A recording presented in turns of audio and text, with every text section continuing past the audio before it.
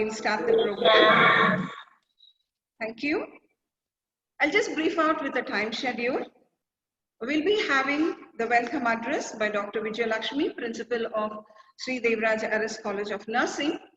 And the inauguration will be done by our Honorable Vice Chancellor, Dr. Sachidananda. And he will also deliver the keynote address. And the overview of the webinar will be given by Professor Mary Minerva, the CNE Coordinator of Sri Devaraj Aris College of Nursing.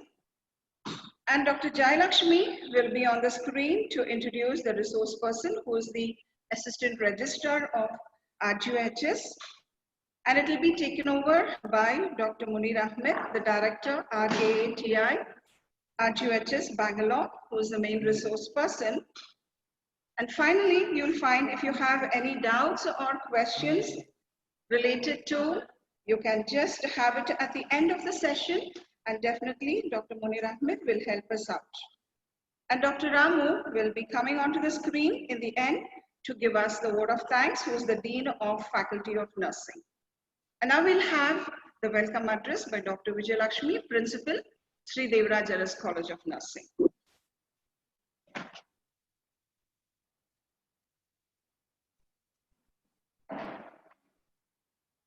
Very good morning to all of you. Honorable Chief Guest, esteemed guest, respected Dean of Nursing, beneficiaries of the webinar, and colleagues. It is my pleasure to welcome each one of you to this webinar on behalf of Sri Devaraj Aris College of Nursing and Sri Devaraj Aris Educational Trust. I take this special privilege to welcome Dr. Sachidananda, Honorable Vice Chancellor of Rajiv Gandhi University, who has been a catalyst in uplifting the university status to the higher national and internationally, and also accepting our invitation to inaugurate this webinar on this 25th Silver Jubilee of Sri Devaraj Aris College of Nursing, and also delivering a keynote address on formulation of educational objectives. Sir, on behalf of our students, management, and today's beneficiaries, a heartfelt welcome to you, sir. We are honored to welcome a dynamic leader, Dr. K. Ramu, Dean and Faculty of Nursing, RGHS, for accepting our invitation and taking active participation in today's webinar. A warm welcome to you, sir. Now I welcome Dr. Jayalakshmi N, Assistant Registrar, RGHS, who has helped us in bridging the gap between university and college during this lockdown, and accepted to introduce the chief guest speaker. I welcome you, ma'am. Next, I welcome Dr. Munir Ahmed, Director, Rajiv Gandhi University of Health Sciences, Academic and Administrative Institute, who has accepted to brainstorm all the beneficiaries with his abundance expertise. A special welcome to you, sir. I also welcome all the beneficiaries for today's webinar. Welcome you all and have a great time. I am deputed to welcome my colleagues, technical support staffs, organizers of this webinar. I welcome you all. Thank you.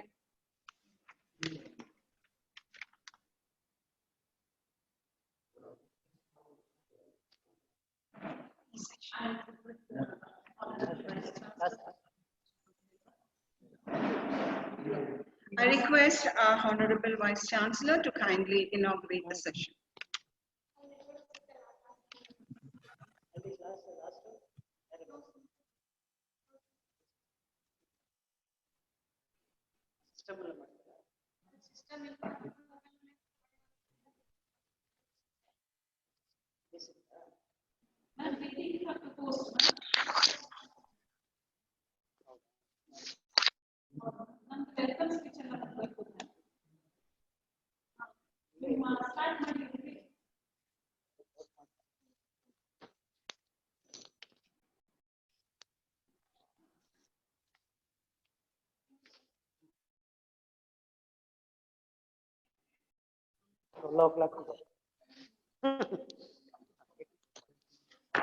ಹಾಗೆ continue ಮಾಡ್ತೀನಿ.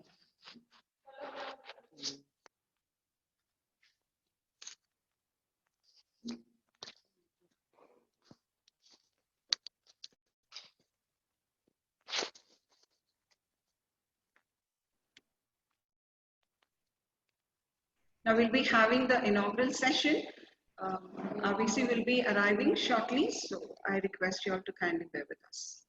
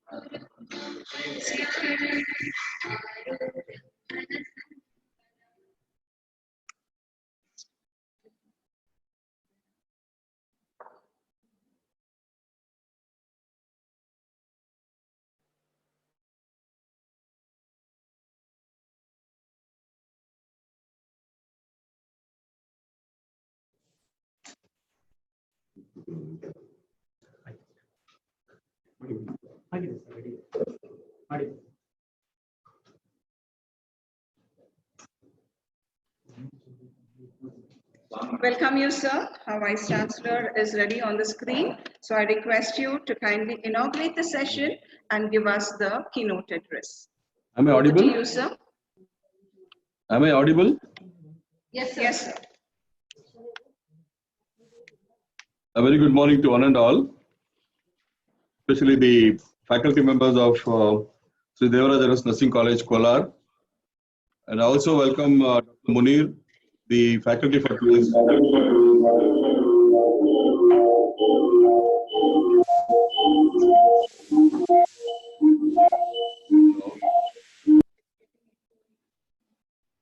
Yeah, as all of you know, the Rajiv Gandhi University of Health Sciences has been giving highest prominence to quality education since its inception.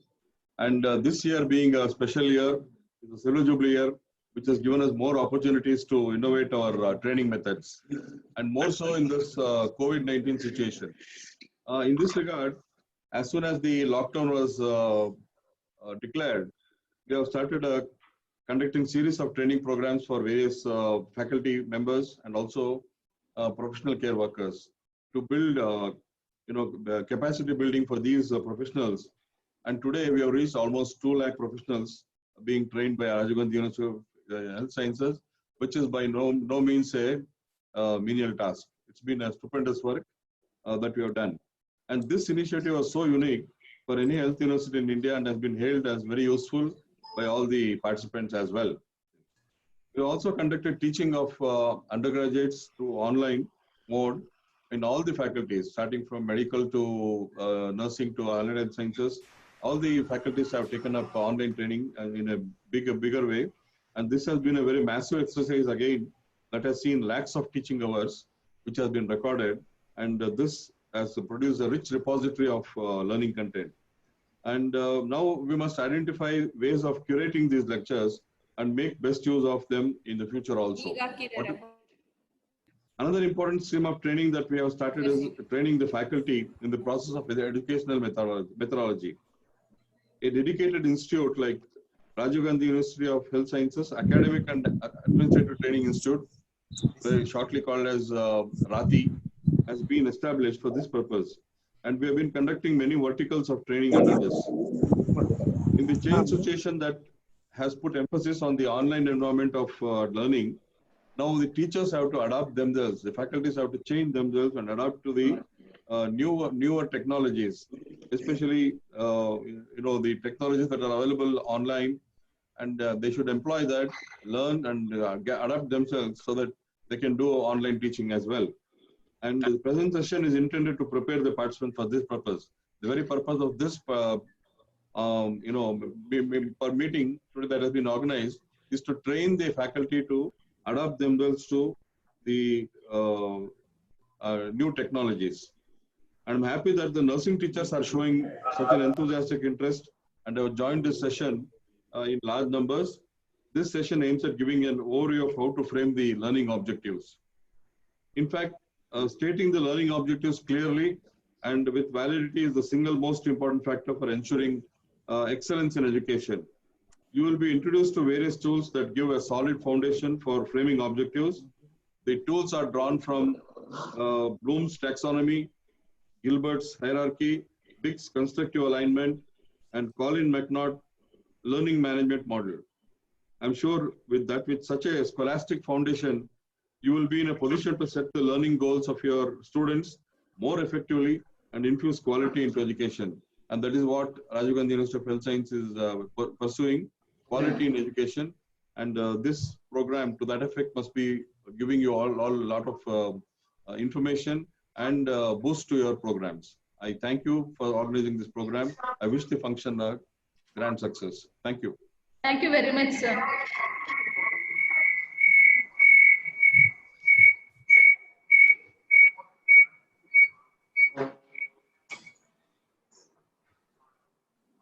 Thank you, sir. Thank you very much for that brief inaugural keyword which you have given us. On behalf of Sri Devraj Aras College of Nursing, we once again thank you. Now, I would like to just brief out regarding this webinar. Your smile is your logo. Your personality is your business card. How you leave others feel after an experience with you becomes your trademark. So definitely, I think we at Sri Devraj Aras College of Nursing, in collaboration with RGHS Bengaluru, will leave a trademark with today's live webinar on the topic, Formulation of Educational Objectives. Let us never consider that we are finished nurses. We must be learning all our lives as desired by our pioneer, Miss Florence Nightingale. We also know that education is the most powerful weapon which you can use to change the world. Education is a passport to the future.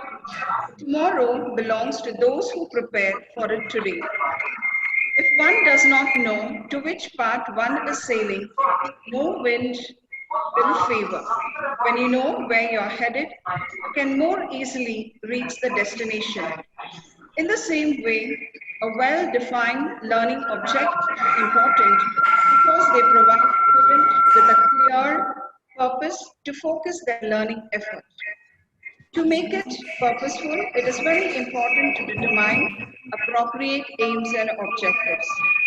Objectives are the starting point of teaching learning process, and it is a main step to curriculum development. It gives a correct direction to teaching and help to bring desirable learning outcome in the learner. So, this seminar is designed to empower the young, blooming nursing faculty to be more competitive in formulating the nursing education objectives, which includes all the three domains, cognitive, affective, and psychomotor. We hope this session will certainly refresh our knowledge more effectively, as the primary goal of nursing education remains the same. Nurses must be prepared to meet the diverse patient needs. Thank you. And now we'll have on the screen Dr. Jayalakshmi, who will be introducing us the resource person, and she is the Assistant Registrar, Sri Rajiv Gandhi University of Health Science, Bangalore. And she'll come onto the screen to introduce the resource person.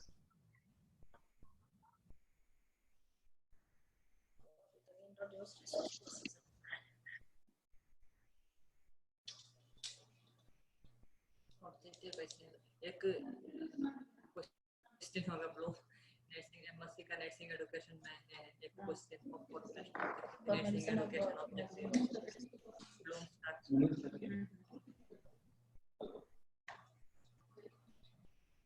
Okay.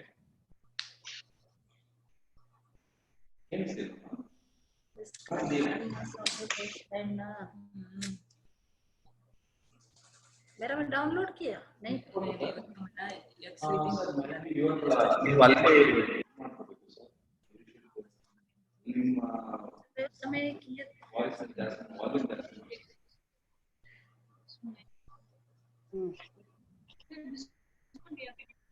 From my side, you are showing source and your audio is also clear.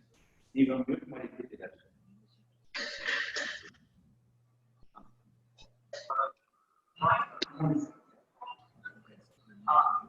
Yes, sir. We can hear you.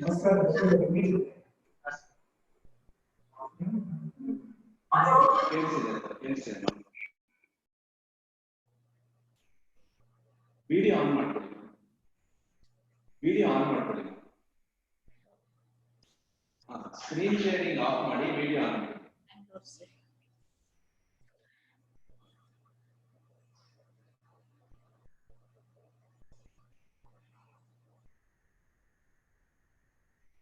आगे तो बड़ी सबका है Oh.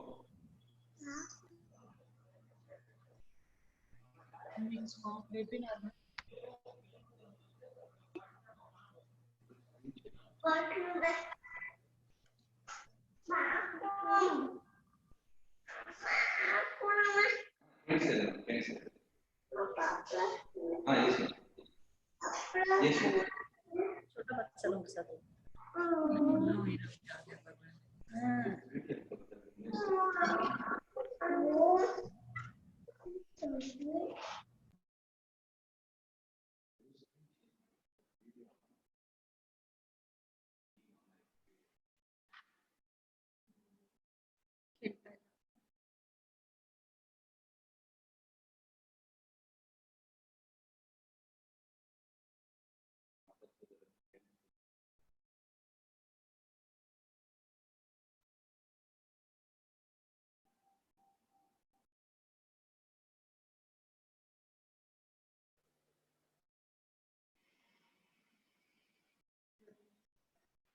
Able to hear?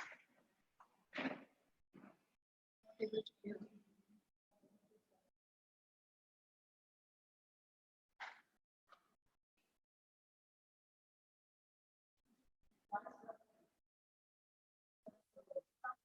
Ma'am,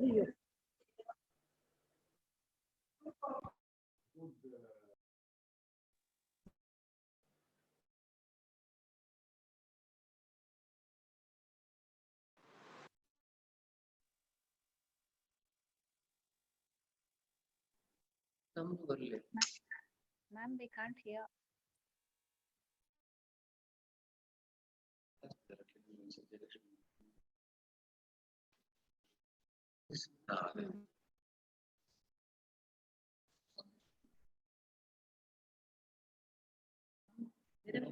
ಅವ್ರು mute ಮಾಡ್ಕೊಂಡಿದ್ದಾರೆ madam, ನಮ್ಮ ಕಡೆಯಿಂದ ಎಲ್ಲ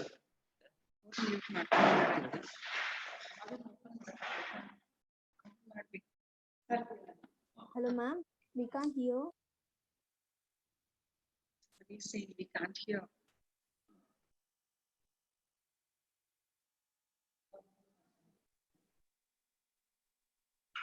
Let them know, like telling that we can't hear.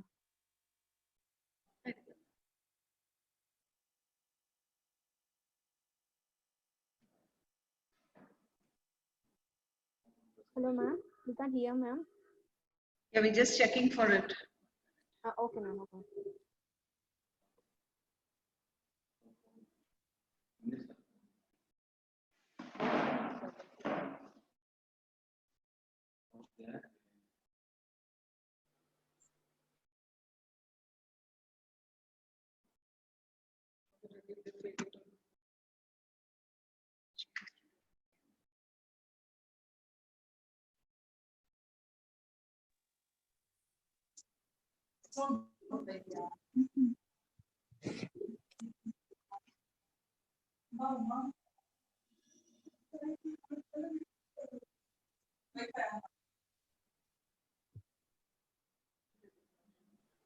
ಏನ್ ಮ್ಯಾಮ್ ಇದು?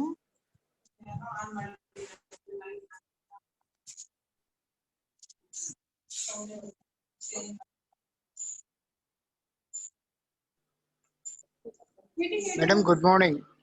Madam, kindly mute all the participants and only the host and the speaker has to be unmuted.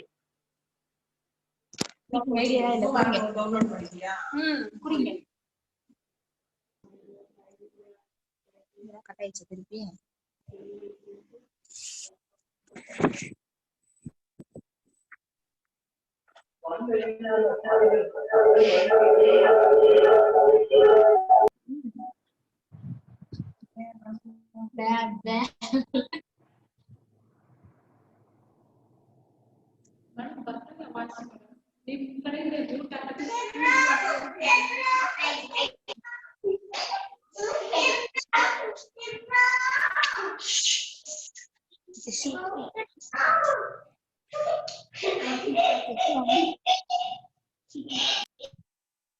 ಇಲ್ಲ madam ಅದು clear ಆಗ್ತಾ ಕೇಳಿಸ್ತಾ ಇಲ್ಲ ಲೆಟ್ ಮಿ ನಾಟ್ ಸ್ಟಾರ್ಟ್.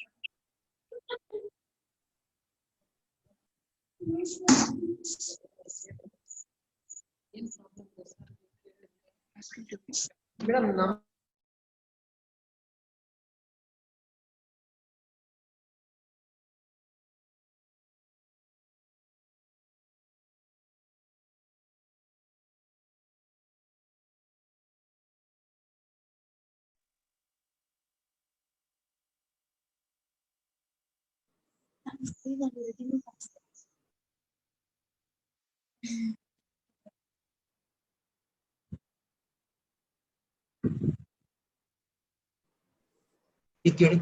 ಕೇಳಿಸ್ತಾ ಇದೆಯಾ ಈಗ?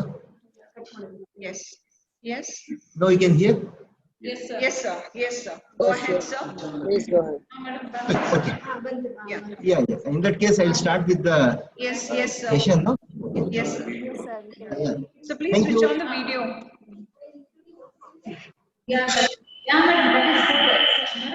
Sunil sir, we can hear your audio, sir. Yes, sir. You can go live. Okay.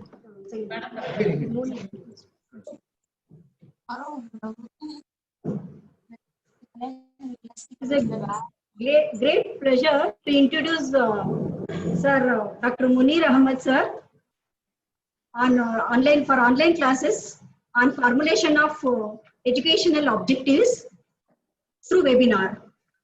Dr. Munir Ahmed sir Adjunct Professor and Director of RGHS Academic and Administrative Training Institute under the prestigious Rajiv Gandhi University of Health Sciences, Karnataka, and Professor at the Postgraduate Department of Repertory Government Homeopathy Medical College, Bengaluru, has been engaged in creating confluence of health professionals, education on scientific principles and scholarships since 2 decades.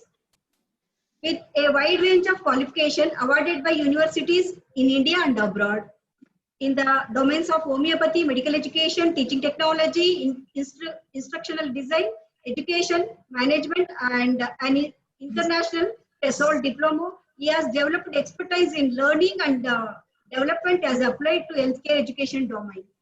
Dr. Munir Ahmad has taken a lead for creating harmony in learning ecosystem by the way of designing unique templates for curriculum delivery design for both undergraduate and postgraduate courses.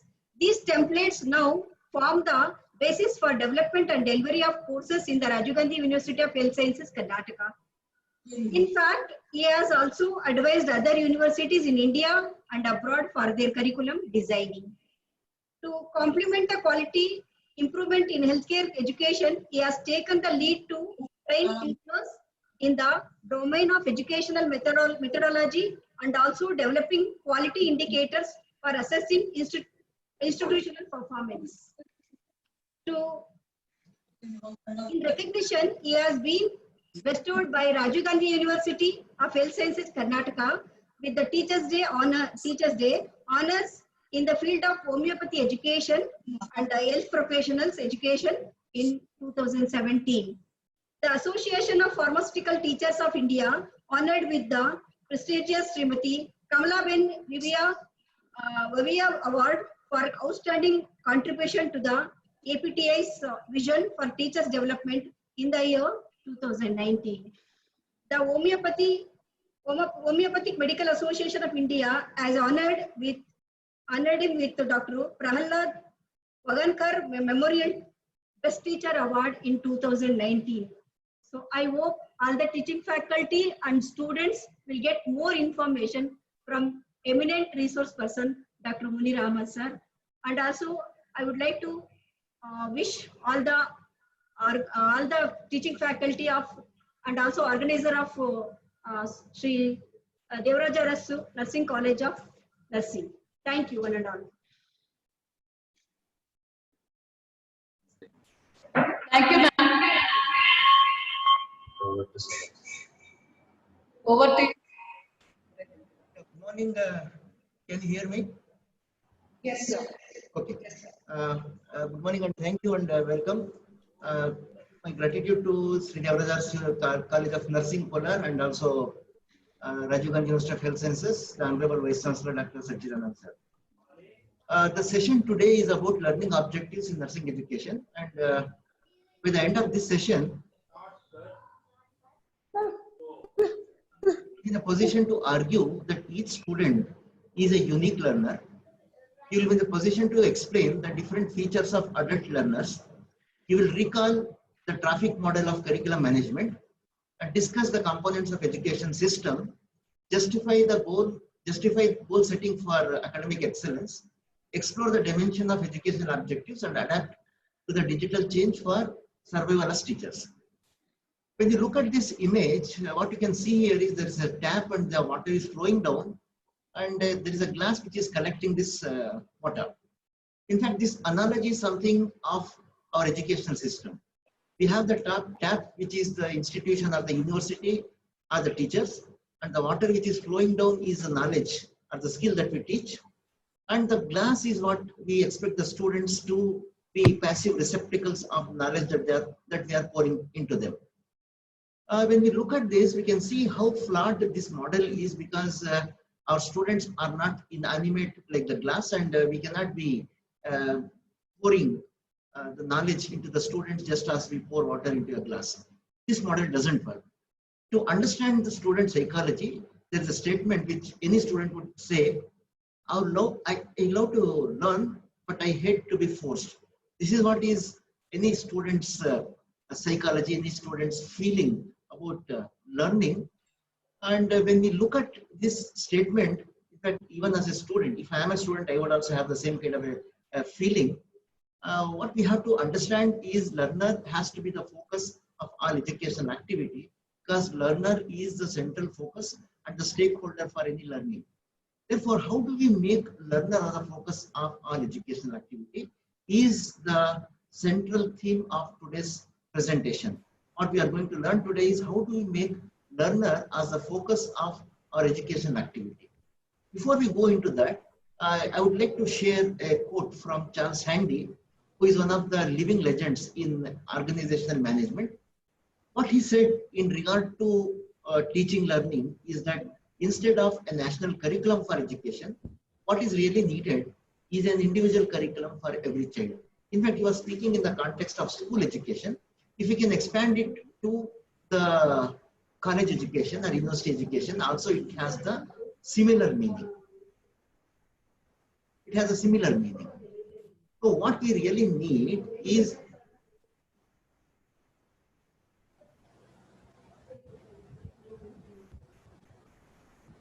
hello.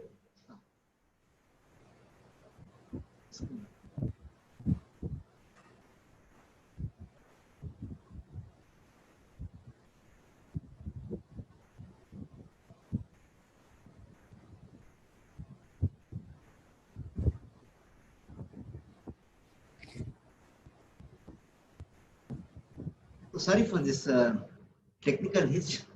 At the end of this session, you will be in a position to argue that each student is a unique learner. You will be in a position to explain what are the features of adult learners. You will recall something called as the traffic model of curriculum management, and discuss what are the components of education system, justify goal setting for academic excellence, explore what are the dimensions of educational objectives, and adapt to the digital change for survival in the for the teachers. This I already have explained in the context of learning and teaching.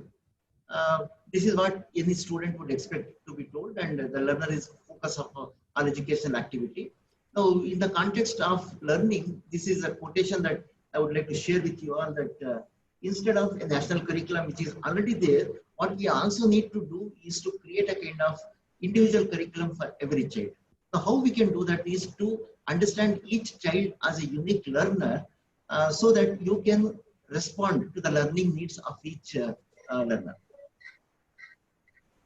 There are two models of learners that we all know. One is called pedagogy.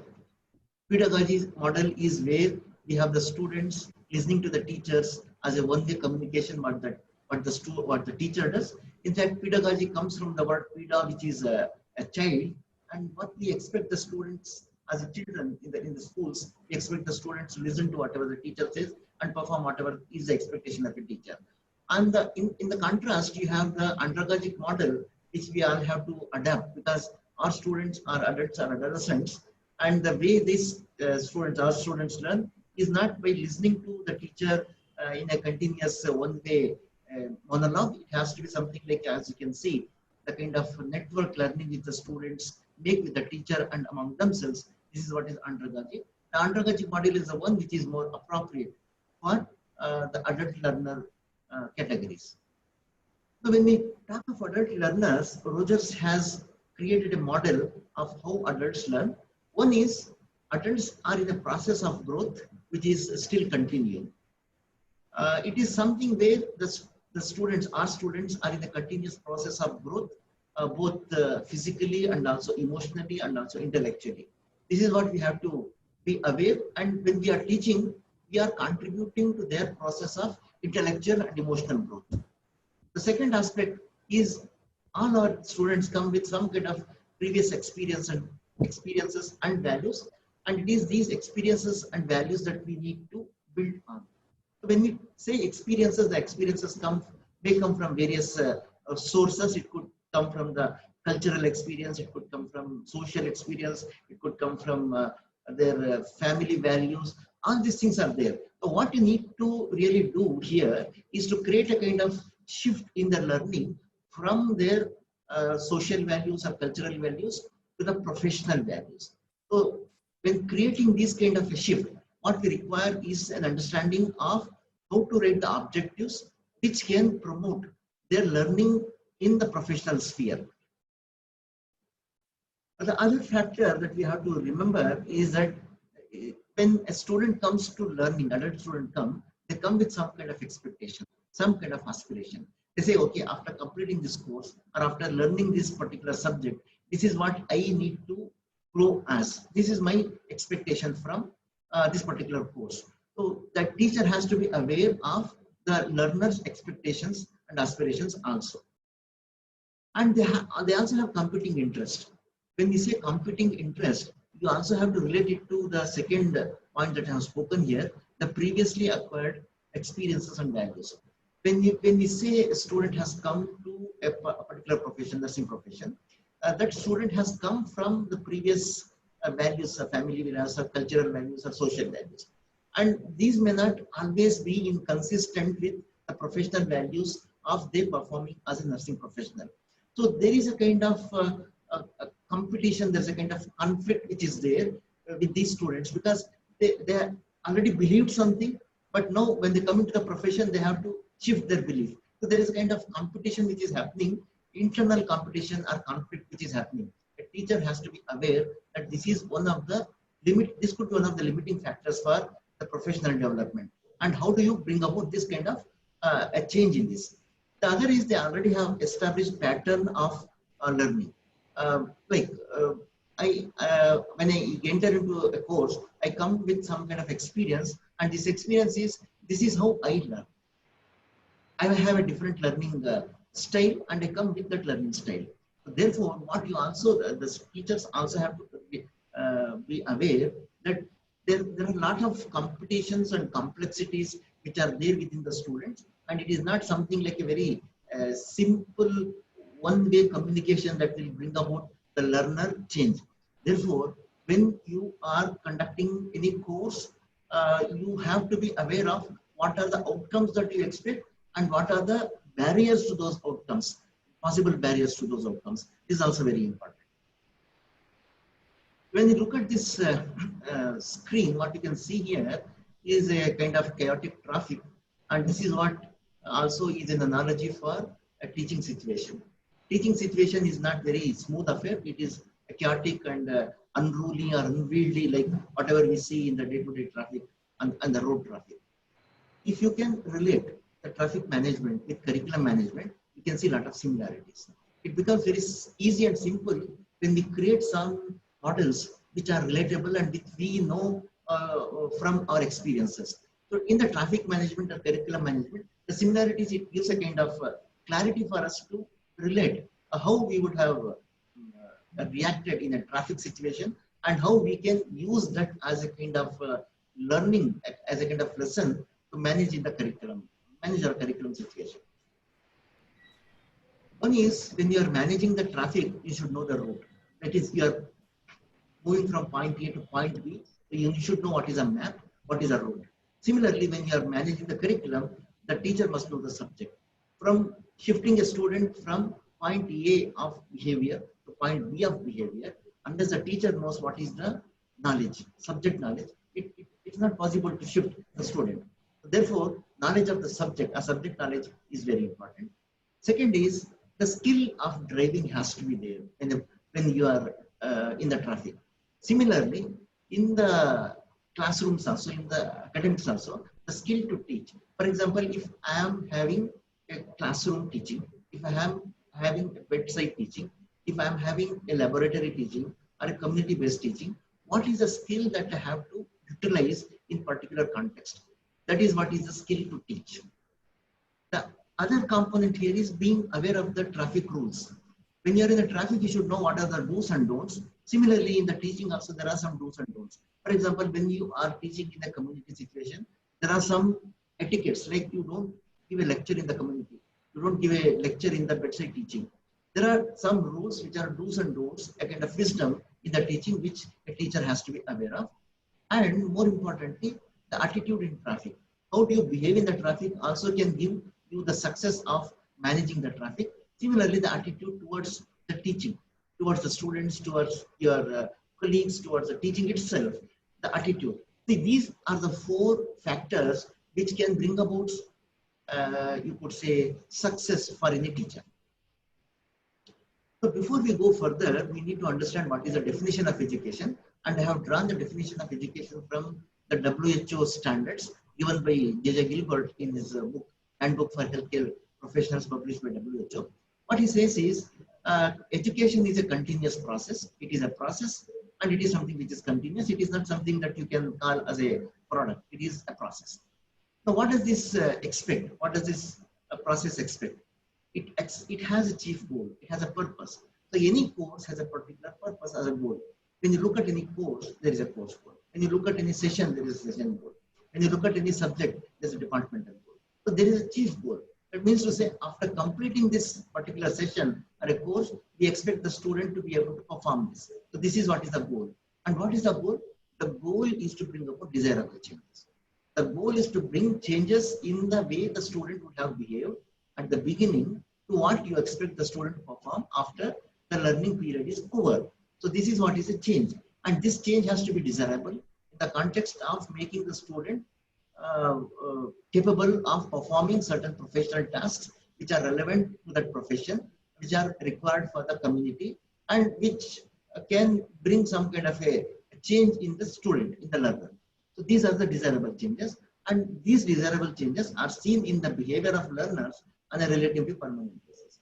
So to summarize till now, what we say, what if we define education, education is defined as a continuous process based on chief goal, and the chief goal is to bring about desirable changes in the behavior of learners on a relatively permanent basis. And how do we bring about these changes is by way of ensuring the student acquires some knowledge, providing that knowledge so that the student gets to know something, there is a knowledge component, then helping the student to improve his or her skills, and more importantly, by developing attitude among the learners.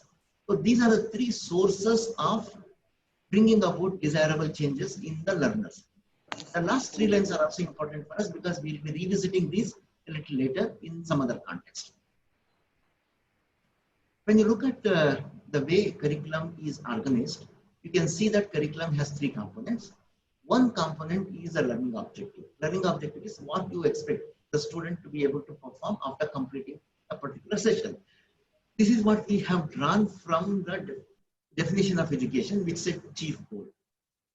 The education has a chief goal. The chief goal is stated as learning objective.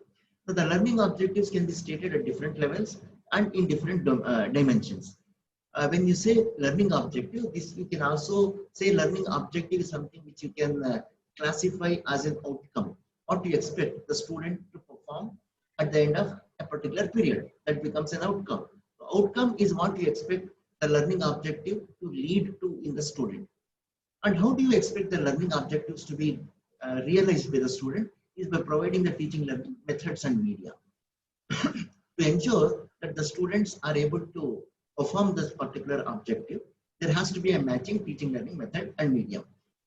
And as you can see here, the arrow is pointing both the sides, which means that teaching learning methods and media are dependent on the way you write the learning objective. And the learning objectives, they will influence the way teaching learning methods and media can be selected. Let me give 2 simple examples here. Imagine that you expect the student to be able to measure blood pressure. There are 2, we could say 2 representative examples of performance. One performance would be that the student is able to state what is the normal range of blood pressure. And another performance that you expect is for the student to wrap the cuff around the arm of the patient. Let us take these 2 as representative examples.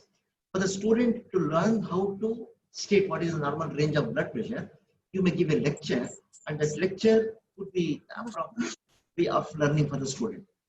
Whereas for the student to be able to wrap the cuff around the arm, if I give a lecture, perhaps it would not be authentically, the student may not learn how to measure, how to wrap the cuff around the arm. On the other hand, if I can demonstrate to the student how to wrap the cuff around the arm, that would be a better way of presenting to the student and making the student to learn. So this, you can see these 2 simple examples demonstrate what is the relationship between the learning objectives and the teaching learning methods and media. I'll come to a little more of this explanation in the next slides. And once you have done the teaching learning, the third component of curriculum is assessment method. How to assess the student. To assess the student, as you can see here, the arrow is pointing both the sides.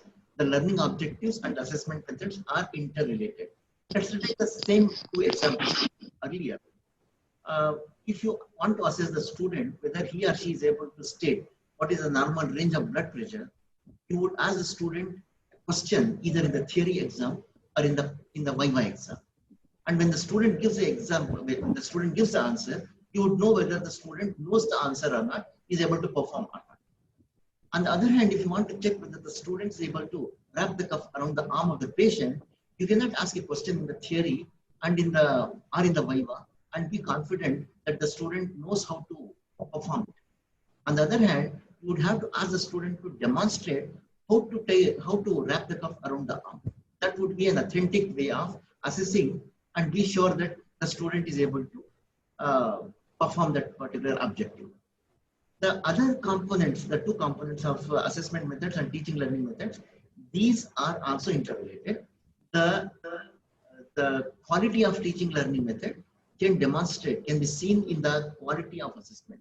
How well the student has learned to perform also depends on the way the student has been taught. Therefore, this forms a kind of spiral, learning spiral for the student. So, continuing further, taking the same example, what we have here is the curriculum, and this curriculum is totally aligned, constructively aligned with the expected outcomes, the teaching learning activities, and the assessment methods. So what you can see the image of the book here. It's a very which explains what is the teaching quality at a university, how to improve quality of teaching, quality of learning in the university by Dix and Tang from professors from Hong Kong University. We have developed a model called Constructive Alignment.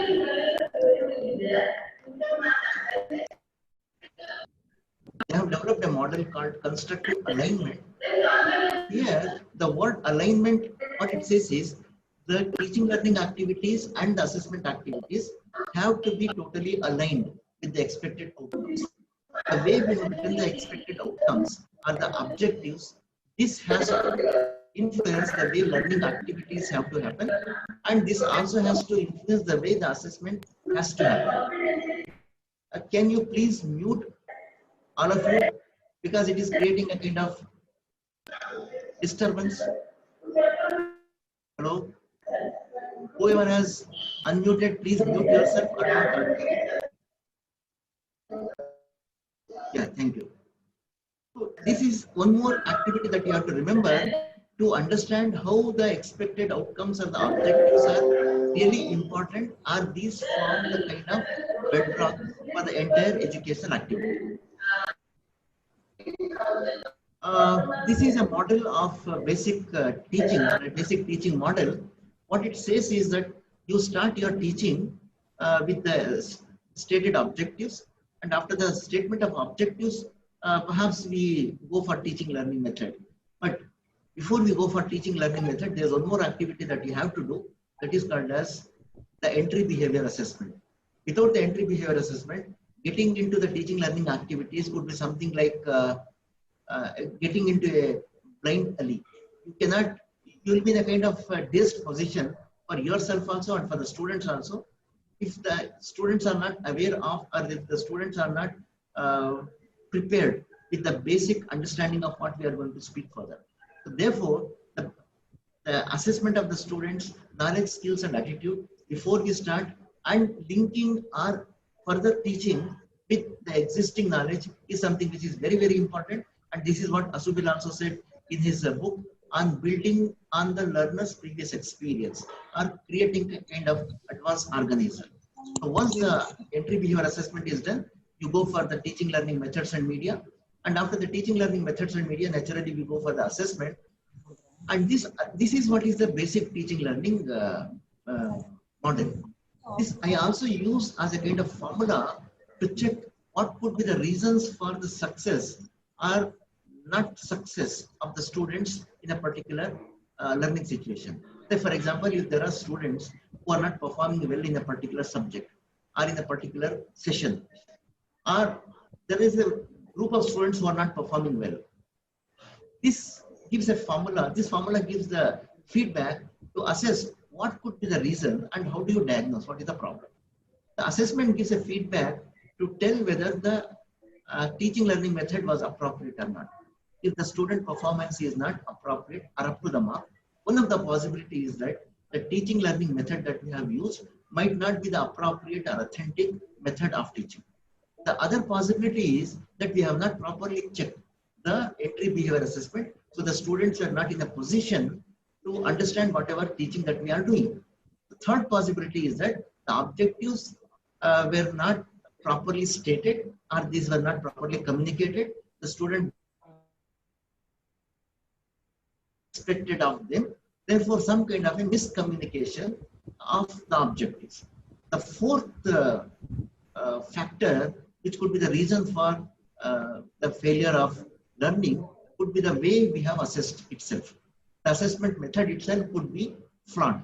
Therefore, these are the four possibilities for any student or a group of students for having not performed well.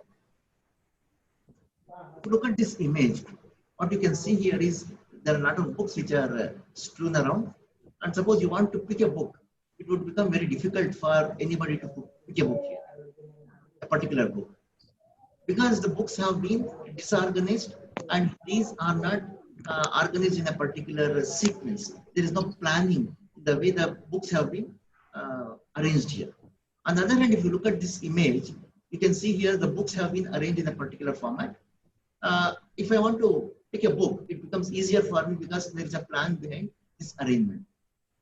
The same analogy we can also use for our teaching. If I get into the class without having a proper planning, without having a proper statement of objectives or what I expect the student to perform at the end of this class, I end up throwing around all my knowledge here and there, and I have not planned. When the students would not know what is expected of them to perform. On the other hand, if you enter into the class with a proper planning, with a proper statement of objectives, it becomes easier for me to manage. So this managing of the students has come, we have two tools to manage the students and planning the learning. One tool is called as Bloom's Taxonomy, which many of you are aware and also using. The other tool that I am using is also called as Gilbert's hierarchy. I'll be explaining these two tools for you to how to write the objectives in a properly planned manner. The first tool is Bloom's Taxonomy of Education Objectives, proposed by Benjamin Bloom in the 1950s. What Bloom says is that there are three domains of learning, which most of you are aware. I don't have to get into the details of this. One is the cognitive domain, which tests the students' learning in the knowledge area. The second domain is psychomotor domain, which is about the skill. And the third is affective domain, about the values or communication or the attitude.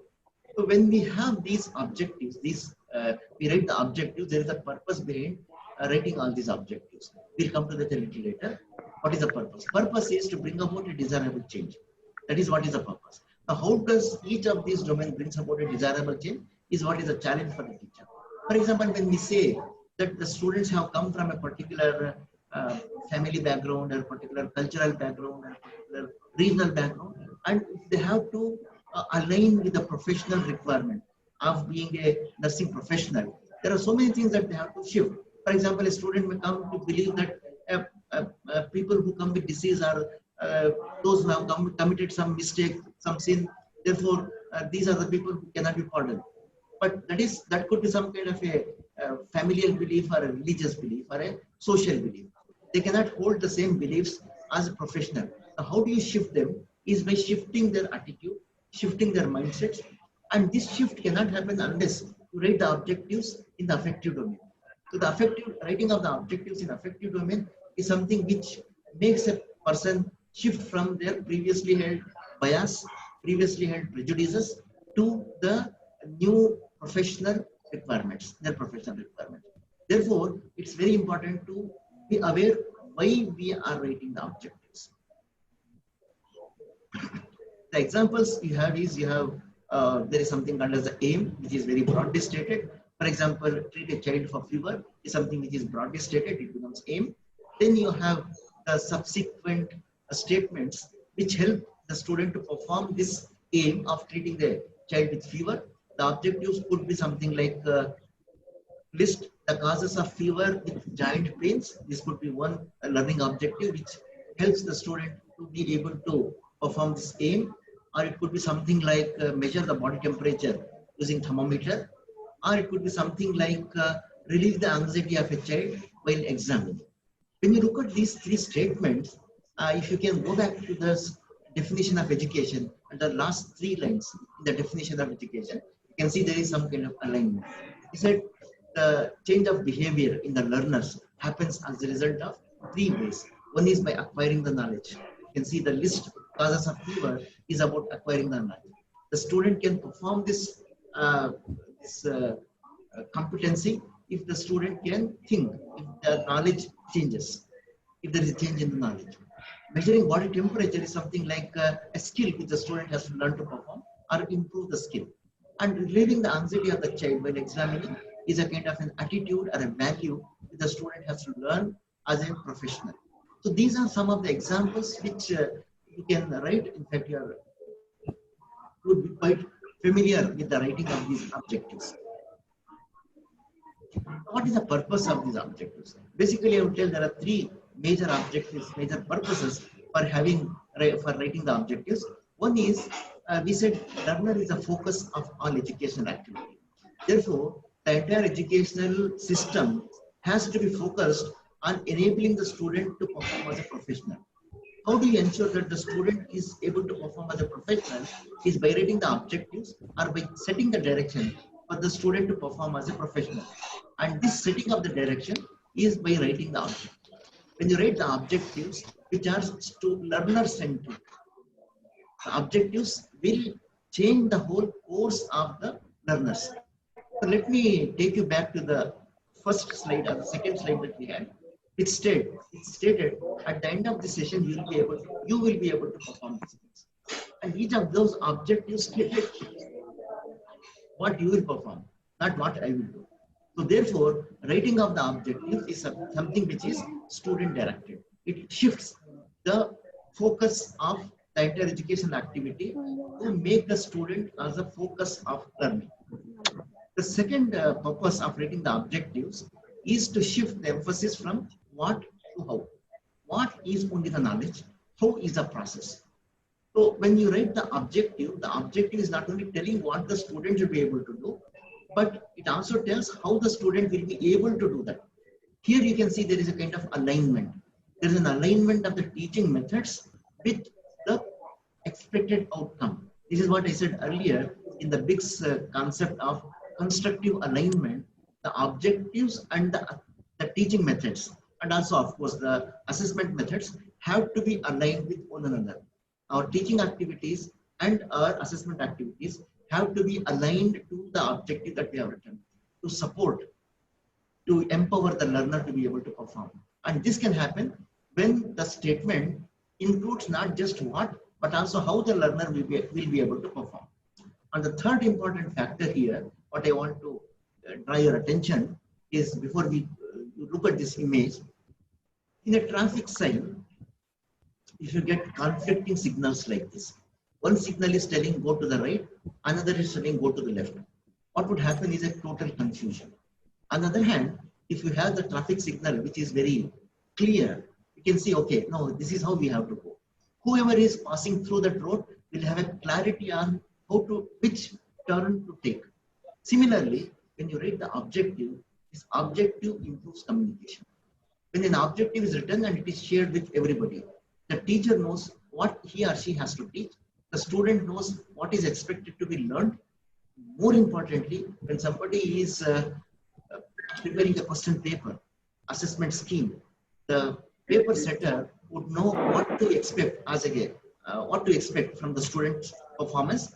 And even more important, when the paper goes for valuation, the person who's doing the valuation is clear about what to expect as an answer. So you can see here, there's a kind of network which happens among all the stakeholders, and it improves the communication about what is expected of the student to be performing. So when we have this kind of a clarity with everybody, all the stakeholders in the education, you can see that there will be no fear of examinations and there will be no kind of malpractices that sometimes happen because of fear, and that anybody wants to cheat in the exam. But when it comes to something like survival, perhaps that becomes the only last straw. Therefore, we create some kind of a support structure for the students and for the teachers to be honest about our performance. So this is how writing an objective or the use of objectives is very important. Now, when we say objectives, the objectives can be written at different levels. Broadly speaking, there is a course objective. Course objective is for the whole course. Say, after completing BSc Nursing, the student will be able to perform 1, 2, 3, 4. Maybe we write some 4 or 5 major tasks. You could say that after completing BSc Nursing, the student will be in the position to provide community care nursing. So when you say the student will be able to provide community care nursing, it does not fit into any particular subject, or it does not fit into any particular department. Though community nursing is there, it is not only community nursing. A student has to understand the normal functioning of a person also before he or she can get into the nursing. The student also has to understand the sociology of community. So there are a lot of subjects which get into the picture for the performance of course objective. So course objective is something which is broadly stated. Within the course objective, so can we have some kind of etiquettes of this course? So whoever is, please listen. Hello, please listen. Whoever has opened the mic and letting the child cry, please leave the room. Please leave the session. Please ask them to remove just a second. This is not the way you have to behave. Sir, host, kindly mute all the participants and accept the speaker. Mute all the participants, please. That's a good measure, sir. Okay, when we look at the course objectives is something which is very broadly stated. Within the course objective, you have the departmental objectives. The departmental objectives could be subject specific. Let's say, for example, we have a department of anatomy. After completing a learning in the department of anatomy, we can state the student will be able to student will be able to explain the normal anatomical structure of the human body. To state the normal or to explain the normal anatomical structure of the human body would be something of a departmental objective. And there could be multiple departmental objectives depending on the course. And within the departmental objective, there will be specific learning objectives. If, for example, when you look at anatomy as a department, one of the objectives would be the student is able to demonstrate anatomical position. Demonstrate anatomical position is a specific learning objective. Or there could be something like list the number of bones in the upper extremity. This could be a specific learning objective. So there are specific learning objectives within the department. Multiple departments. Different departments will have their own specific learning objectives. So what it means here is there is a kind of hierarchy or levels in the writing of the objectives. In the writing of educational objectives, broadly you have to state what are the course objectives.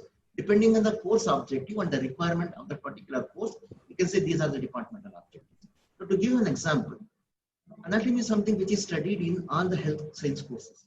But the way you study anatomy for nursing course, and the way you study anatomy for say something like physiotherapy course will not be the same.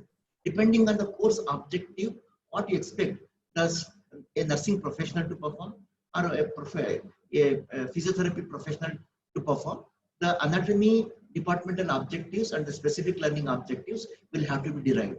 Therefore, this is a kind of hierarchy which you have to remember. You cannot have some common anatomical specific learning objectives or departmental objectives across. These have to be very specific for that particular or specific course. The second thing that you have to remember when writing the objectives is that not all objectives carry the same priority. There are some objectives which are very, very important. There are some objectives which are really useful, and there are some objectives which are not that very useful for the professional performance. This has been classified under 3 categories. One is called as the must-know category. Must-know category objectives have to be something like 70% of all your course. Let me give an example here. Suppose in the physiology, in the subject of physiology, the student has to learn how to measure blood pressure. In the context of learning how to measure blood pressure, there can be objectives which are must know, there can be objectives which are desirable to know, and there will be objectives which are nice to know. And there is another implication for it also. I will come to that a little later. So when you say must know objectives, the student must know which is the instrument to use for measuring blood pressure. The student must know how to wrap the cuff around the arm. The student must know how to raise the pressure in the cuff. The student must know what is the normal range of blood pressure. So these activities or these skills become 70%. When you write a course, 70% of the course should be with the must know objectives. Must know is without knowing these skills or knowledge, the student cannot perform that particular activity. So this is must know, 70%. The next level is called as desirable to know, and desirable to know is something which is 20% of the all course activities. In the same context of measuring blood pressure, if the student of physiology in BSc nursing knows what could be the possible reasons for increase or decrease in the blood pressure on a diurnal basis. Say sometimes sometimes the blood pressure is more in the towards evening, less towards morning. If the student is aware why this is there, or that there is a kind of diurnal variation, this is something which is a desirable to know objective. The reason is the desirable to know objectives will add quality or value to the learner performance. If suppose the student has measured somebody's blood pressure in the morning, and the same person comes to the evening, and when the student again measures, if there is a kind of increase of 2 or 3 notches of the blood pressure, the student asks, why have I become hypertensive in the evening? If the student is able to explain to that subject or the patient about the diurnal variation, it adds value to the learner's performance. So this becomes something which is called as desirable to know, and 20% of the objectives have to be written as desirable to know. The remaining 10% is called nice to know, and nice to know are the objectives which in fact do not influence the learner performance. This is something like for learner satisfaction. If I know something additionally, I feel more happy, I feel more confident. One example is, who invented the sigma manometer? If a student doesn't know who invented sigma manometer, the performance of measuring blood pressure will not change. It will not be hampered if the student doesn't know who invented this instrument. But whereas it gives some kind of a satisfaction for the student, personal satisfaction. So that is the only thing. The other reason for this 10% of the nice to know is when we are planning lesson, and when you have to give some kind of a set induction to introduce a topic, the set induction can come from the nice to know topics. Therefore, we have the 10% margin for nice to know topics. The other importance of this classification or prioritization of must know, desirable to know, nice to know is that when we are designing a assessment scheme, assessment pattern, 80% of all the questions, whether it is theory, practical, clinical, viva, whichever nature of assessment, 80% of all the questions will come from must know, 20% will come from desirable to know. You can see that nice to know topics are not tested, are not assessed in any of the high stake examinations. The university examination or your internal assessments, the 10% whatever we have written for nice to know are not taken, not even in viva.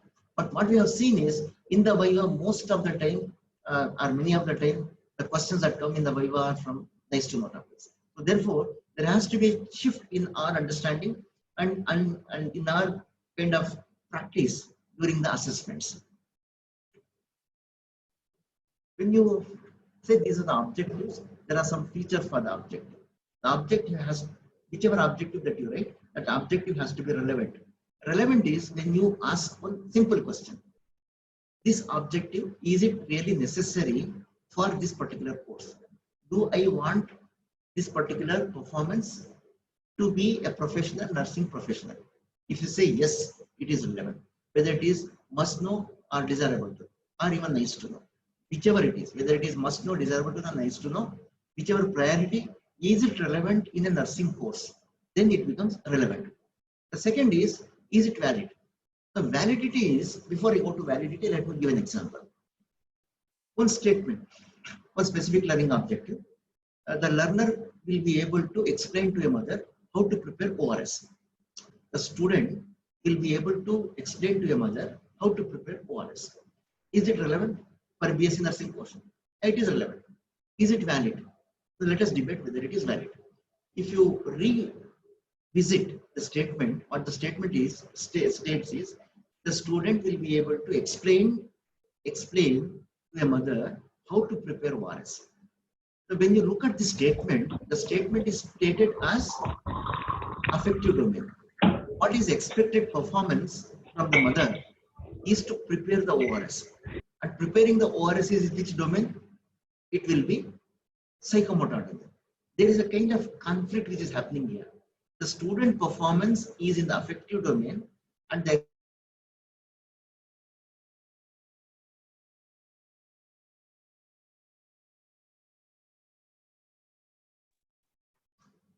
psychomotor domain. Therefore, the statement has to be performed in the psychomotor domain. It becomes invalid. To state, student will be able to explain to a mother how to prepare ORS, which would not be more valid. To make it valid, you have to restate it as student will be able to demonstrate to a mother how to prepare ORS. When you say demonstrate to a mother, the statement is in the psychomotor domain, the performance is in the psychomotor domain. Therefore, it becomes valid. All the valid statements are in the same domain. That's the question. Is the performance and the statement in the same domain? If you say yes, then it is valid. The third feature is the objective has to be clear. There has to be clarity. There should be no confusion. The way we have stated the objective, the reason is the objective that you have written also becomes a question tomorrow. The assessment will be based on the objective that we have written. Therefore, if the objective is clear, the question also will be clear. The other three is it should be feasible to perform. It is not something which is unmanageable, not possible for the student to perform, or risky for the student to perform. So it has to be feasible. And the other two, observable and measurable, are also important for the sake of assessment. If something is not observable, it cannot be measurable. If it is not measurable, assessment cannot be properly done. So these are 6 features of any specific learning objective.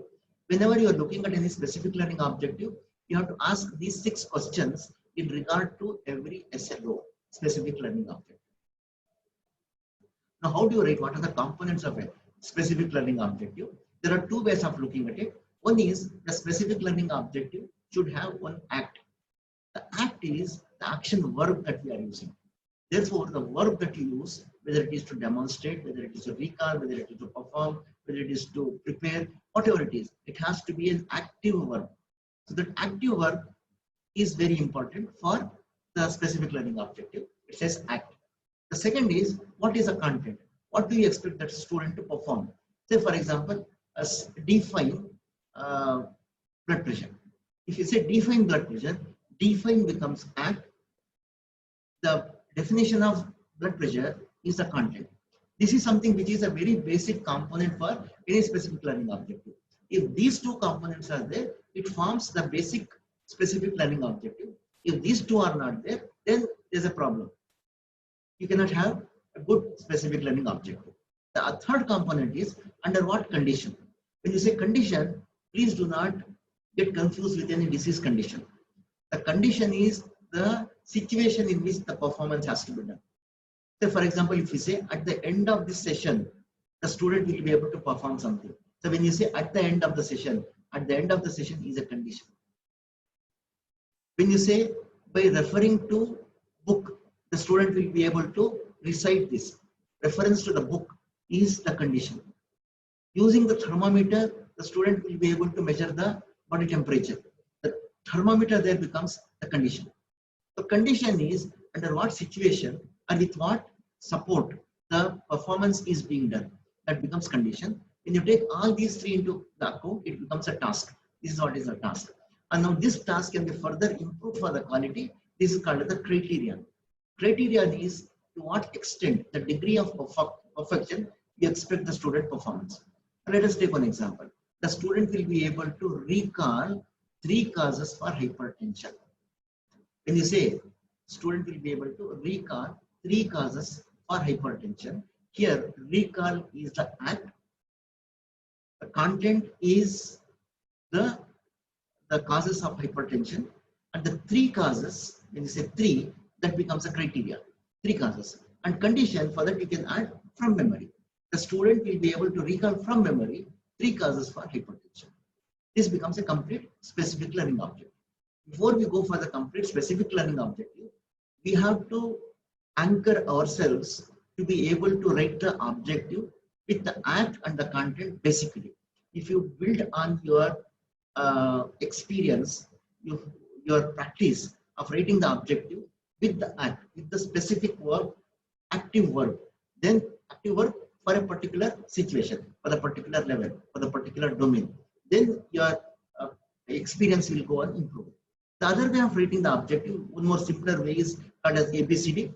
A stands for who is the target audience, that is what level, is it a postgraduate student, undergraduate student, which level. The second is B, what is the work to be accomplished. Now this B here will take into account the act and the content what we discussed earlier, that is what is to be accomplished, this is the performance. C is what are the conditions or constraints, this is what we discussed earlier in the condition, and what is the precision or quality, or what is the criterion. Earlier we said, in the previous session we said criterion, here it becomes D, or what is the quality. So these are the 4 components of writing any educational objectives. There are 2 ways of writing it. Whichever you feel is convenient for you, you can write, but the ultimate product will be the same.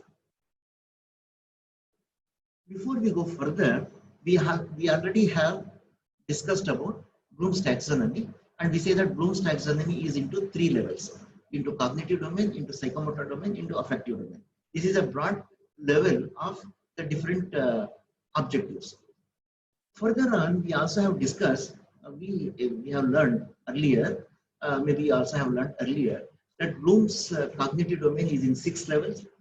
Then the affective domain is in 5 levels of Krathwohl. Then there is Simpson's level for psychomotor, which is at 7 levels. What happens here is when you have 6 levels somewhere, 5 somewhere, 7 levels somewhere, it becomes very difficult. And to understand and remember the different levels in, say, for example, the psychomotor domain, it becomes very difficult from going from the basic to the higher level. Therefore, what we have seen is many of the teachers do not venture out to write the objectives at different levels in psychomotor and in the affective domain. To take care of this and to improve or to simplify the way we look at the objectives at different levels. Okay. Bloom is only taxonomy. It gives a classification whether this is in the cognitive domain, affective domain, or psychomotor domain. Later on, Bloom created different levels. The initial Bloom was only 3 domains.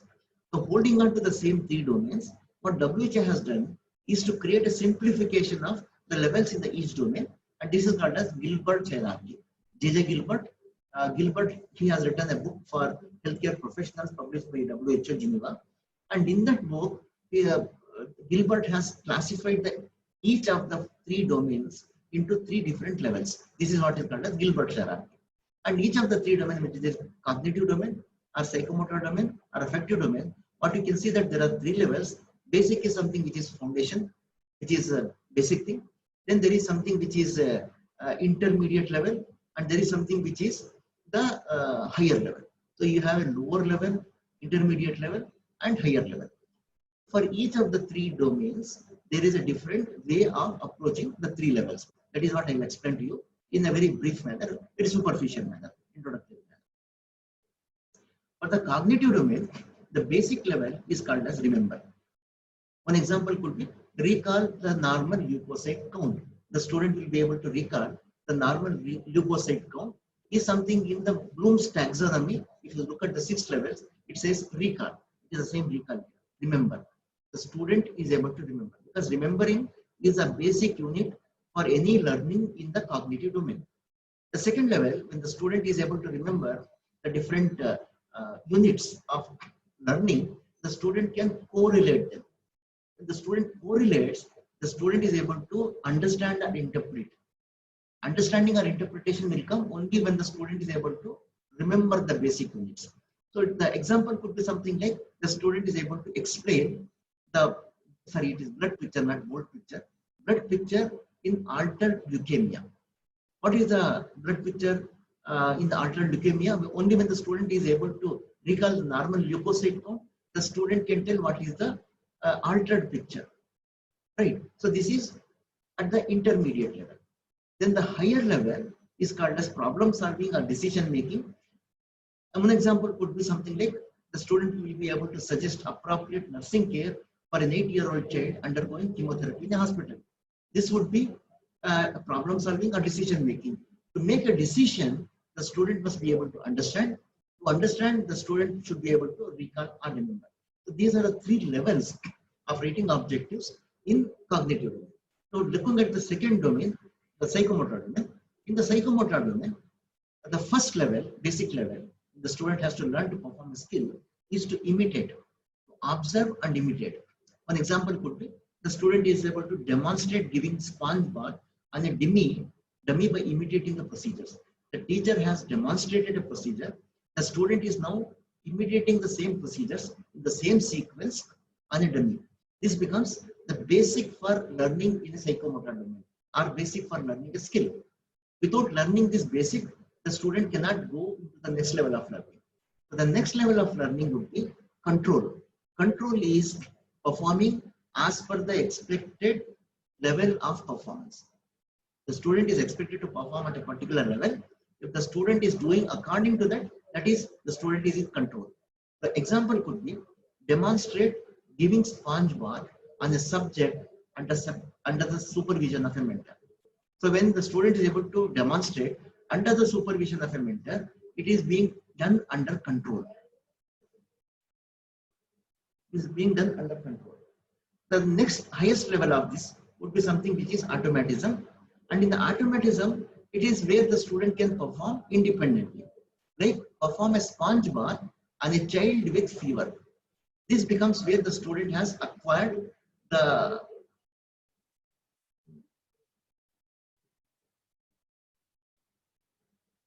capacity for performing independently. Now the third domain is more challenging, the affective domain. The affective domain is where the values or the communication come into picture. The lowest in the affective domain is the student is able to receive. Receiving, for example, is when the patient comes and speaks, listen to the attendants of the patient. Listen to the attendant of the patient is where the student is receiving, being able to learn something and basic. Without receiving, there can be no further learning in the affective domain. Right. So the next level is called as responding. Responding is when the student is able to respond to the whatever impression the student. Just a minute.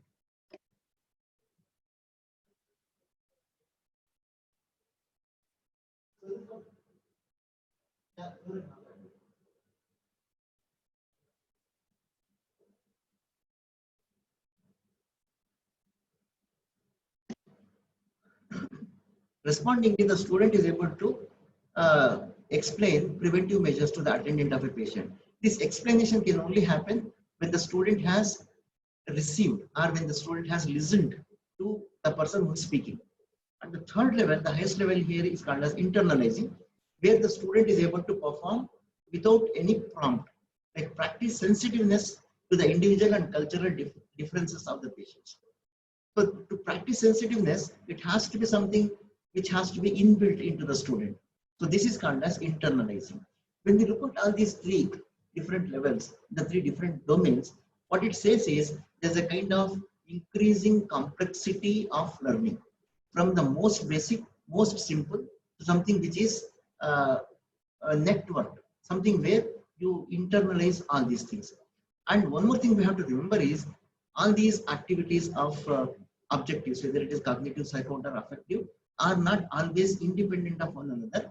there's a kind of alignment which happens within the domains. And this is where the inter-domain objectives will have to be written. Now the issue what is in front of us is the you could say digital platform. We all are into online teaching. So when we are into the online teaching, there are some issues that we have to remember. One is the online platform is something which is different from the regular platform. So to shift from our conventional platform to the online platform, we have to be aware of the different milestones for this shift. And this can improve the quality and excellence of your teaching. For that, there is something called a summer framework. Each of these letters in SAMR stand for one of the phases of the shift. The S is substitution. Initially, we substitute our classroom teaching to the teaching in front of our the camera. So I can use a web conferencing platform and give a lecture and share the PPT as I'm doing now. This is I'm substituting my regular teaching into an online teaching. Nothing more, nothing different. There's no other activity which is added value here, only substituting. The second second phase is I try to augment when I am a little comfortable with this, I can add something over and above this substitution.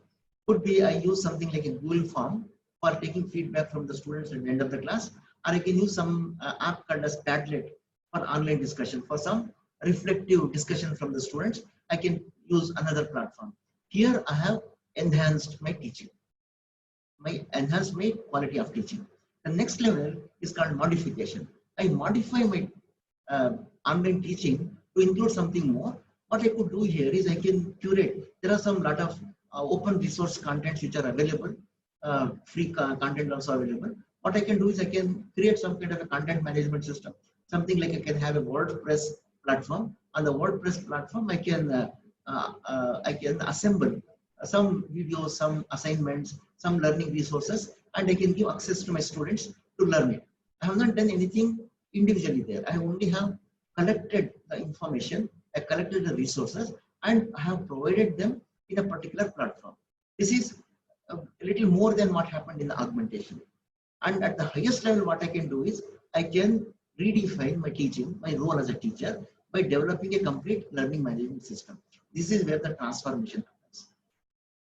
In the learning management system, I'll have to be individually preparing the resources, I have to be sharing the resources, I have to be conducting classes, lot of activities which the institution does or university does, these are done on the digital platform. So this is the way the shift has to happen for the technology integration. And when we talk of the technology integration and all these things, these are the things which are the future. This can happen when we adopt lifelong learning. And for lifelong learning, three things are important. Attitude is everything. If you have a positive attitude, our success rate would be different. If you have a negative attitude, our success rate would be different. And it is never too late or too soon to learn. You can start whenever is the right time that we feel is the right time. And there are opportunities at all ages and in all contexts and in all stages. If you have this kind of an attitude, you can really grow further. What we discussed in this session is to be able to argue that each student is a unique learner. That is the reason why you need to have the objectives which are written in the context of learner performance and the feature of adult learners. If we understand, we can identify how we can enable or empower our students to learn better. Then there is something like a different model of teaching or curriculum management. You have a traffic model, then there is a spiral model, then goal setting is very important. And when we set the goals, while setting the goal, we have to explore the different dimensions in educational objective. Some of the tools that we discussed one was Bloom's taxonomy, the other is constructive alignment of bricks, and the third is something called as Gilbert's hierarchy of learning. And when all these, unless we have the openness and mindset to adapt to the change, we will not be successful. Therefore, have a mindset of adapting to the digital change also. With this, these are the references that I have used. Thank you all for your presence, and I also thank Sri Devarajar's College of Nursing, the principal and the management there, and also Rajiv Gandhi University and the Vice Chancellor here for this presence, for this presentation, for facilitating this presentation, and all of you for having this kind of patience when listening here. So thank you all. If there are any questions, I can take, and I request host to coordinate any question. You can unmute the person who is asking the question. Otherwise, there will be a lot of questions coming at a time. Therefore, please allow one person at a time for any question. Thank you. Thank you very much, sir.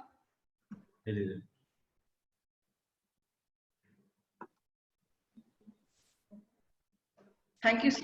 Thank you very much. Thank you, sir. Thank you, sir.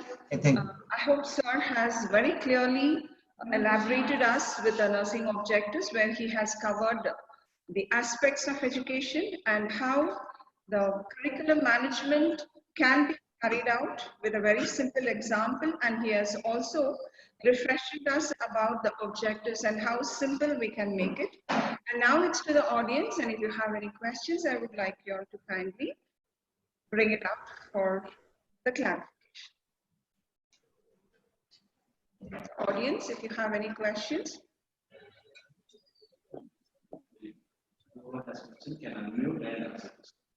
And whoever has any questions, we request you to kindly unmute and then put forth your question.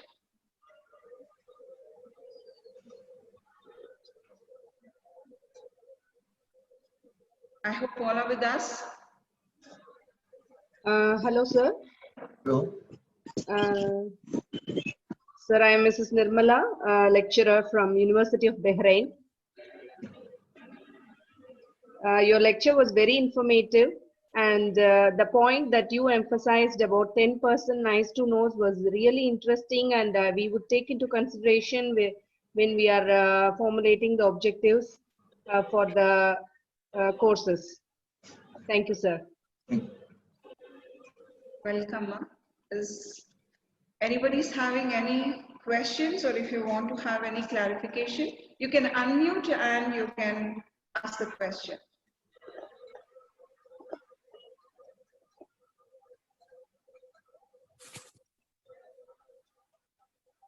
What about feedback form, madam?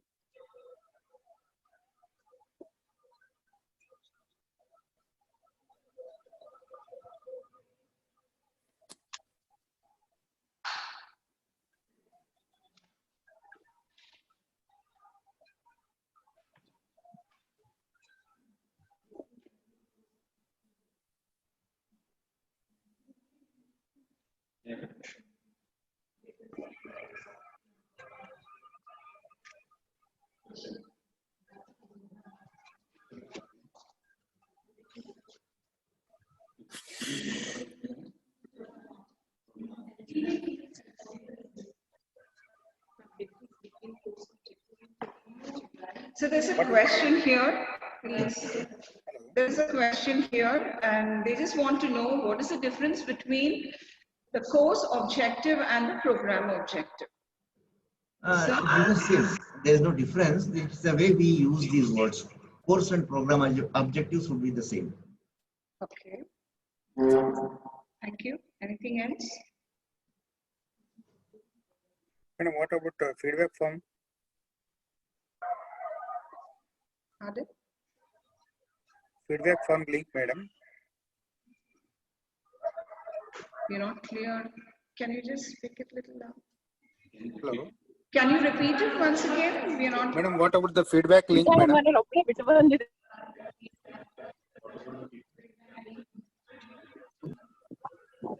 You mean to say what about the feedback? Hello. Yes, madam. Feedback form link is not there, no? Okay, that we'll do it. That we'll do it. But related to the session, if you have any questions. Okay. Thank you, madam. Good afternoon. Hello. Hello. Yeah. Hello. Sir, I am Batma Priya speaking from Narayanadri College of Nursing. Sir, are we using higher order thinking questions more, sir? I feel it's higher order thinking questions from criticize, analyze. See here, when we say higher order, in Gilbert it is called either decision making or problem solving. And it all depends on how you have designed the course. Depends on that. Because your assessment is based on the curriculum, and the curriculum should have the assessment blueprint. That we'll have to refer to. I don't know how it is. We'll have to refer to that. Thank you, sir. Thank you so much for the informative session, sir. Thank you, sir. Good afternoon, sir. Good afternoon, sir. This is Virish from Raichur. Sir, can we have 3 domains in one lesson plan? Like can we have a cognitive domain, psychomotor domain, and attitude domain together? Certainly. The reason why we insist initially to write lesson plans in separate domains is to make the learners or the teachers competent in writing those objectives and matching the objectives for the instructional activities. Ultimately, it has to the cognitive, affective, psychomotor, all the 3 domains have to get into a single lesson plan. That is how the things have to move further. And the specific objectives should be framed accordingly. Like, should we have any percentage of cognitive domain, psychomotor domain, or affective domain, or we can generalizely keep all together? Depends on the topic requirement. Okay, right. Thank you, sir. It's been a long time. Thank you, sir. Thank you.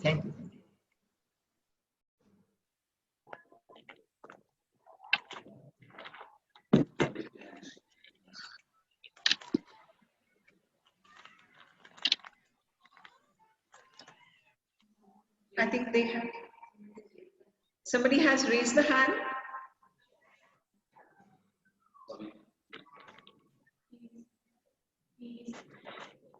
It's PV Savita.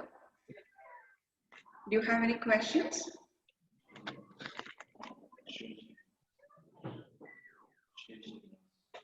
And it's also Mr. Ashwin,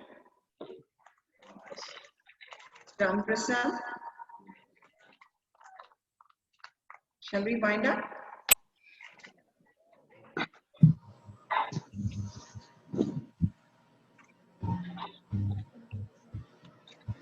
Hello, good afternoon, ma'am. Hello. Yes, please. Good afternoon, ma'am. Yes, fine. Myself Ashwini from Adichanchandgiri College of Nursing. Hello. Yes, we are with you. Ma'am, when we are mentioning the objectives, so usually we are mentioning the aims and objectives. So is there any difference between these while we are writing or formulating the objectives, or whether the both are same? Aim and objectives are different. The reason is aim is something which is more broad in statement. Like for example, if you say the student will be able to measure the blood pressure of a patient, it becomes aim. That is a learner activity that you see. It is something which a teacher writes on the overall sense. For example, at the end of this lesson, I expect my students to be able to perform this. That becomes something which is very broadly stated. For performing that broadly stated performance, you have to write the specific objectives. So for example, in the context of measuring blood pressure, there could be multiple objectives which are coming from the different domains. And when you say aim could have components of cognitive, affective, psychomotor in whatever composition. But when you say specific learning objective, the specific learning objective would be stated in only one domain. These are the 2 major differences. One is the expanse of the activity, which is very wide in aim and specified in the objective, and the inclusion of a possibility of multiple domains in the aim, whereas it will be a single domain in the objective. Thank you, sir. And my next question is, sir, so whether this Bloom's taxonomy or Gilbert's taxonomy is more applicable, which is more usually we apply while formulating the objectives? See, to categorize the objectives into the domain, we use Bloom, and further on to the levels, we use Gilbert. That is what we are doing in Rajiv Gandhi University. That is a practice. But many other places, there are other practices. What we have felt is this is more simple and something which is more practicable. Okay, sir. Thank you. Thank you very much, sir.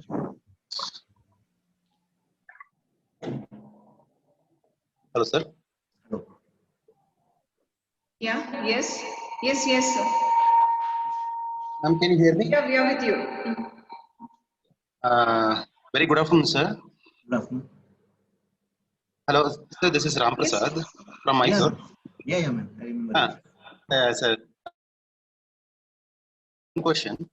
Yeah. Sir, what is the major difference between this instructional objectives and institutional objectives? See, institutional objectives are sometimes also the course objectives. What happens is when you have a course, say for example, BSc Nursing, which is given by Indian Nursing Council, if there is an institution which has its own vision, say for example, I have a nursing college and we have a particular vision, or Rajiv Gandhi has many nursing colleges and we have a university vision. What we do is we adapt the BSc Nursing course for Rajiv Gandhi University's vision. Therefore, we may alter by adding some additional features of our university vision into the course. That becomes institutional or university vision. That is one difference. Instructional objectives are something like you could have aim or you could have the specific learning objectives. Together, sometimes these are called instructional objectives, which help in the for the student to learn something which is an activity. Whereas institutional objectives are more at the policy planning level. Instructional objectives are more at the operational level. Okay. Thank you very much, sir. Thank you.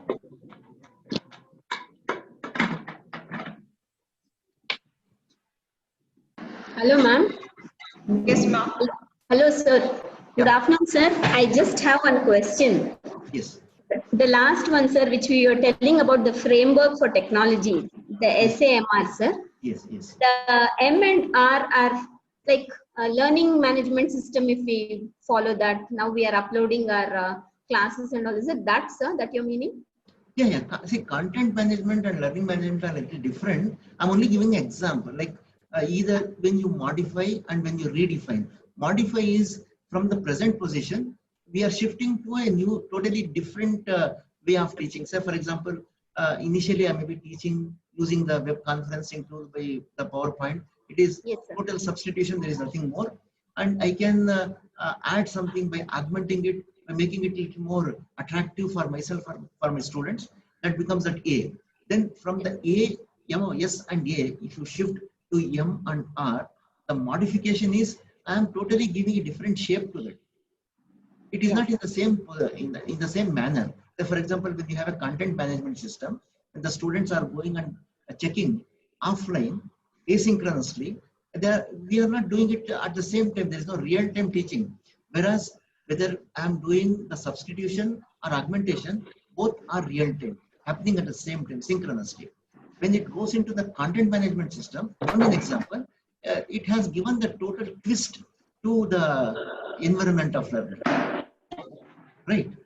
Yes, and the further modification, redefinition also, it gives a total shift. It doesn't look like we are in the regular class or conventional class. It is somebody sitting somewhere and at the time of their choice, at the time of their pace, they are learning and they're submitting assignments whenever they feel it convenient. So this gives a totally different transformation to the learning. This is what those 4 phases mean. Thank you very much, sir. So far, for 2 months, we have been teaching the students. Today, we were very happy looking at you and learning something. It was very nice, sir. Thank you very much, sir.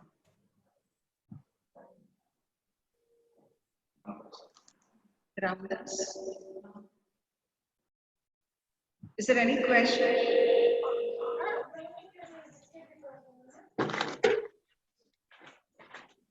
Is there any more questions? We have Ramdas, Mr. Ramdas, no. Ram Prasad.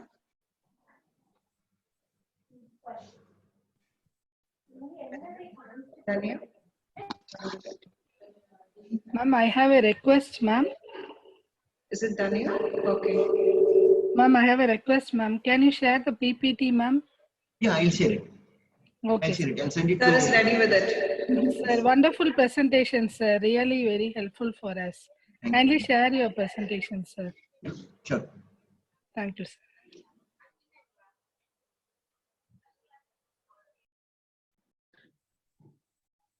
Shall we wind up?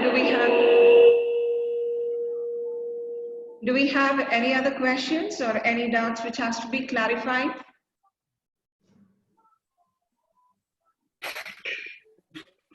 Hello, sir. No, ma'am. Hello, ma'am. Yes, yes. Ma'am, hello. I also have a doubt. Not doubt, this question. Ma'am, now we all are in facing the lockdown situation. We are in the lockdown situation. The voice is not very clear. You're not clear. Hello, sir. Be a little more clear, ma'am. Hello, ma'am. Hello, ma'am. Yes, sir is there. Now we are all are in the lockdown situations. So this curriculum is aim, objectives, and expectation. We are the expectation in the student now, sir. So how affecting in this situation? Sorry, what was your last sentence? I could not get it. Sir, in the curriculum now, sir. So all the curriculum are here now, sir. So how affecting it's for this situation? It is But that you have almost 2 months of experience, so you should be able to explain how it has affected the students. In fact, see one thing, if you look at the situation, it is not the same. So it has certainly affected in one way or the other. It all depends on how we have done and how our students have taken it. On something which is situational. You cannot generalize to say that the whole university has a similar kind of response, similar kind of result. Each institution, each teacher, each student would have their own way of responding to that. So I think that is, the diversity is always there. Did it answer, or was it, what was your question? It was like how we are going to manage during this particular situation. Yes. How you are going to manage? See, that is what we all are discussing. How to manage. What we can tell is how to plan. How to manage is up to you, madam. You have to manage, because when you are managing the class, it is you who is managing. We cannot tell you how to manage. We can only tell you how to plan. That is what we are now trying to tell you.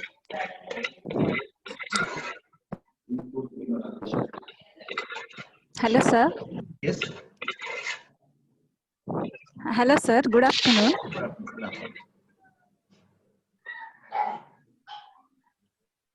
Yeah, I'm speaking from Mangalore, Indira College. Sir, regarding regarding the demonstration, re-demonstration of skill, that is very much difficult while teaching. She asked now how to, what is the effect of lockdown like that. So the problem we faced is, yes, demonstrating and demonstration is too difficult. How to improve demonstration? Okay, I got it. The one thing what you have to remember is, you cannot have everything with a basic technology. Means any procedure is there? Yes, sir. Yeah. What we are using now is something like a web conferencing tool, where you sit in front of the tool and you speak, and your image and your voice is captured by your students. This is a very basic technology. But when you want to go a little further into, and this is what is your adaptation or augmentation, what you can also do is, if the resources are permitting, you can have a camera which is mounted somewhere at a higher level, and your demonstration, suppose we have a table here, and on that we have a camera which is mounted here. You can demonstrate here on the table, which can be captured by the camera. Right. This could be something which you can adapt here. Otherwise, if you have to teach about the patient, there could be a kind of a simulator which is there, provided the institution has the simulator there. The simulator can even be integrated with the presentation. There are software which are available. That was what I was telling earlier. Learning management system that would redefine the entire learning atmosphere. The simulator can be integrated with the software. The student can be given access to learn practicing on the simulator, virtual learning. This becomes a higher level. So it all depends on the grades and degrees of technology that we can use. As of now, if you look at, we have a very basic technology with us, that is a web conferencing tool. It could be Zoom, it could be WebEx, it could be any of these things, and we may be using our laptop, or we may be doing it using our smartphone. These are the two major possibilities, devices that we have. And with that, we also have the limitation that you only have your face-to-face presentation like this. You cannot do many other things. Suppose you have one more friend, one more colleague who is holding the camera for you, you demonstrate it. Perhaps that could be one more augmentation that you can do. Right? Does it answer your... Thanks a lot, sir. Thank you very much. Yes, sir. Yes, sir. Because many of us are not well versed with the technology. That is the problem. Drawback is that. Yeah. No, that is why we are now trying to bring out some kind of a manual. Later it will come, a manual to support the teachers on how to use the technology. Yes, sir. Yeah. Good afternoon, Doctor. Okay, sir. Thanks a lot. This is Dr. Hello. Yes, yes. Good afternoon, Doctor. Good afternoon, Doctor. This is Dr. Beendaj from Acharya Institute of Nursing Science. Yeah, good afternoon. Yeah, I would like to ask you the Bloom taxonomy objective and the SMART objectives. Yeah. The SMART objectives is, and compared to Bloom taxonomy objectives, and compared to that, SMART objectives are quite easy and easily applicable in our day-to-day practice. What is your opinion? Sir, Bloom's taxonomy is classifying the learning domains into 3 areas: cognitive, affective, or psychomotor. But objectives is the way you write the objectives. You write the SMART objectives in the cognitive or affective or psychomotor. It is the process of writing. It is not taxonomy. It is a process of writing. Yeah. These are 2 different things. Yeah. See, Bloom's taxonomy is like your recipe when you are cooking. And but SMART is like the device that you are using for cooking. Something similar to that. So these are not same, these are different.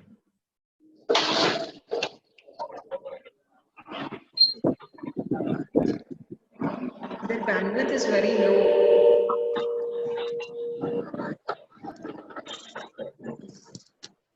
Right? Hello. Sir, do we have a blueprint? Sir, do we have a blueprint for framing and educational objectives? Blueprint is what I showed you. 6 features were there that it has to be relevant. No, sir. In our curriculum, in our RGHS curriculum. Blueprint for framing. Blueprint for framing. Yes, sir. No, sir. Yes, we have. No, sir. Blueprint for a curriculum to assess or to evaluate the educational objectives. See, to assess the educational objectives, we have to go for the evaluation methods. And for evaluation methods, there are different tools for that. For example, you can have evaluation tools. There are different CCAP evaluation tools is there. There are different evaluation tools. Those are management tools. These do not come into the curriculum. We do not usually write these evaluation tools into the curriculum. Again, let me clarify here. When we say evaluation, there are 2 things. Let us not get it confused with the student assessment. Student assessment is how we assess the student performance. Evaluation is the evaluation of the course. These are 2 different things. Evaluation has to be taken in the context of the course evaluation. After completing the course, how effective that course was. Whereas assessment is how the student is performing. I think there is a lot of noise. Okay. So assessment is about the student. Is that what you are asking? Do we have a blueprint for assessment of the student or blueprint for evaluation? What was the question? No, sir. Like if we look into the curriculum of pre-university or we look into the curriculum of SSLC, we have a set of blueprint for evaluation of the student at the summit evaluation. Yes, but yes. that is not applicable or it is not present in RGHS. So I mean to ask. I'm sorry. We have it. Okay. Yes, we have a blueprint. Okay. I do not know if the nursing faculty has adopted it. as I remember, we did a kind of exercise for question paper banking, not question banking, question paper banking sometime back in the university. I think it was in the year 2016 Okay. or so. At that time, we had about 45 to 50 teachers from across the different affiliated colleges who had come here, and we used that particular blueprint which we had designed. There's a template of curriculum designing in the university. There is a template for student assessment. Like how do we classify the content for assessment into the theory, to the viva and the practical? That is there. And is it available for the students, sir? Students, do they know in what way they will be assessed and what will be? There are two things here. We have a template for curriculum design in the university, but I do not know if we have adapted the same template in the nursing curriculum design. Okay, I think. So that we have to check with the BOS or with the faculty whether there is the nursing curriculum has been designed and developed as per this template. If at all it is developed, it is available for the students, because whatever is the curriculum should be made available to all the learners, students, because they should know what they're learning and what they're expected to learn. Exactly, sir. Yes. Thank you, sir. It was so informative. Thank you. Thank you. Thank you very much. I think it is time is running, and we will wind up the session. Overall, we would like to thank each one of the participants who were there with us, and I hope so we have made a justice for the program. And now we have Dr. Ramu, the Dean Faculty of... Now we have Dr. Ramu, Dean Faculty of Nursing, who will be winding up this program with his vote of thanks. Dr. Ramu.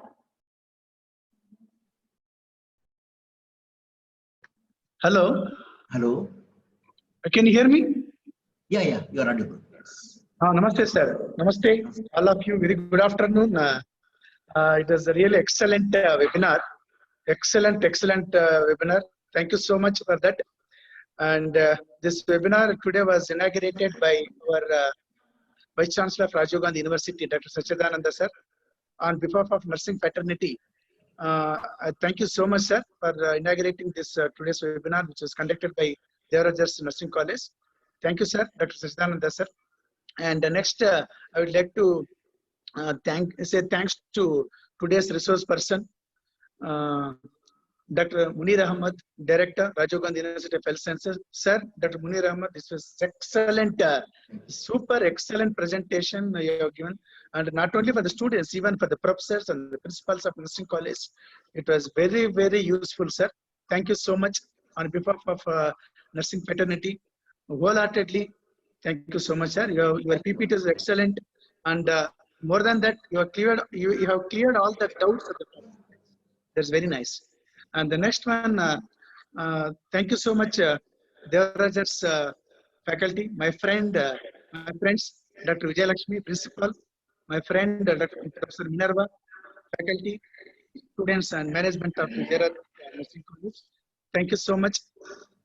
Next, thank you, Dr. Jay Lakshmi, Assistant Registrar, Rajiv Gandhi University of Health Sciences. Morning, she gave the welcome speech. Thank you, madam. And thank you so much to all the participants. And I hope you have cleared all the doubts. And finally, a small remark. I'm going to conclude with a small remark, if you don't mind. Only one participant, I'm not happy. Of course, she doesn't know technology, I think. She was enjoying the breakfast and watching the webinar. They both were enjoying the breakfast continuously, maybe by mistake. Okay. Anyhow, sir, once again, Dr. Munir Ahmed, sir, thank you so much. Thank you. And thank you so much, Devarajars Nursing College team. And it is excellent presentation once again. Thank you so much, all of you. Thank you so much. Thank you. Madam, bye. I'll be sending the PowerPoint to the principal, maybe by evening I'll be sending it today. Yes, sir. Yes, sir. Yes, sir.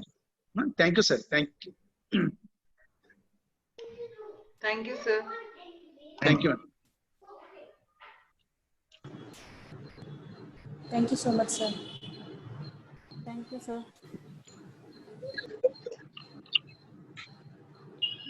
Thank you, sir.